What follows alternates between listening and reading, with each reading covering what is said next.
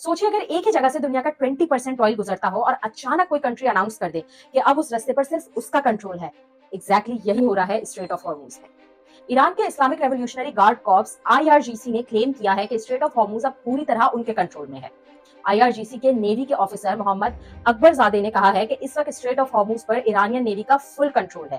सीधी बात यह है कि ईरान कह रहा है कि अब जो भी शिप या ऑयल टैंकर इस रूट से गुजरेगा वो उनकी मर्जी के बगैर नहीं गुजर सकता। और ये दुनिया के लिए एक बहुत बड़ा इशू है क्योंकि ग्लोबल ऑयल सप्लाई का अप्रोक्सीमेटली 20% इसी नैरो वाटरवे से गुजरता है।